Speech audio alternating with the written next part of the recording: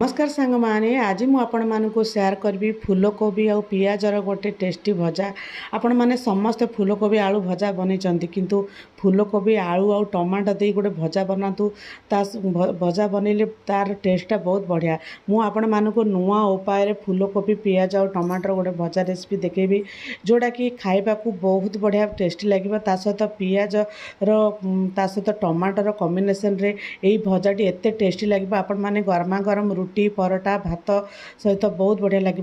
ता सहित अल्प तेल मसला रही जोड़ा कि टेस्टी ता सहित खाइबा को टेस्टी लगे। ता सहित किसी जोड़ा कि आमर नहीं जाइए किसी फूलकोबी छोट फूलकोबी नहीं जाइए फूलकोबी भल भाव में धोईकी सफा कर देती। सहित पियाज गोटे रु दुईटी पियाज लंबा लंबा पियाज को लंबा लंबा कर काटी ने जोड़ा कि आमर जोड़ा फूलकोबी रे पकेवा द्वारा आर टेस्टा टी बहुत बढ़िया लगे।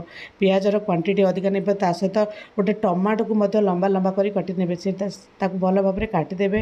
देखो तापर बर्तमान जावा गोटे कड़े बसईदेवा कड़े रे किसी आमर जोड़ा कि तेल नहीं अल्प टिके तेल नहीं तेल को भल भाव में लोट मीडियम जाल भल भाव में गरम हो गला किसी फुटण दे तीनोटी कंचा लंका ता सहित टिके सोरिष नहीं जाइए भल भाव में फुटा देवा। सी भल भाव में फुटीगला आम जो पियाज को काटी रखी जो लंबा लंबा कर पियाज को काटी रखी से भल भाव में फुटीगला पियाज को आम पकईदेवा लंबा लंबा कर पियाज को भल भाव में पकईदेवा।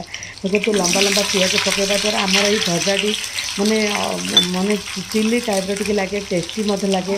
ता सहित खरा दिन चलती मैंने पियाज बहुत बढ़िया पियाज रही जोड़ा कि खाइबा को कंचारे खाइबा को बहुत बढ़िया लगे।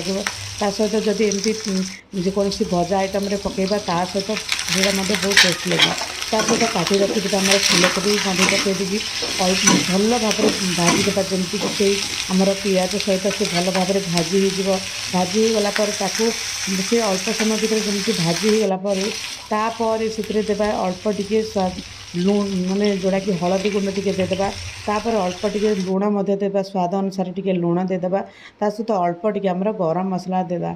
मुझे अल्प तेल मसला करुच्ची सांग माने आपण माने माने बहुत बढ़िया बास्ना ता सहित बहुत बढ़िया टेस्टी लगी। अधिक तेल मसलार आवश्यकता नहीं तापर भल भाव में भाजी देवा। ता सहित पियाजर जो क्वांटिटी पड़ी पियाज आउ ता सहित टमाटो यही भजाटा को अधिक टेस्टी कर दूसरी मैंने जोशी जोशी टाइप रे लगुच।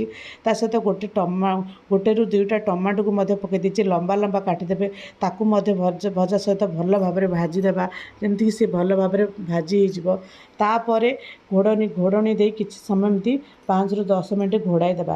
अल्प टिके पानी छिंची दे 5 ରୁ 10 मिनट घोड़ाई देला तो 5 ରୁ 10 मिनट पर लीड काढ़ी देखा से भल भाव में सीझे भल भाव देखु से भल भाव में आमर कोबीटी पूरा अति नरम हो भल भाव में भाजी हो सहित अधिक टिके भाजवा नहीं जोड़ा कि आमर गोटा गोटा फूलकोबीटा भांगी जदि गोटा गोटा फूलकोबी खाइबा को पसंद करमती टिके टिके भल भाव में माने भल भाव में भाजवा अधिक जदि भाजवा ताहले भांगी तापर गरमा गरम रेडी गला फूलकोबी आ पियाजर गोटे टेस्टी भजा।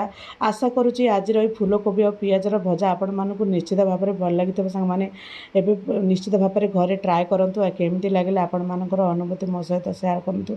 जय जगन्नाथ सांग माने पुणी देखा नुआ।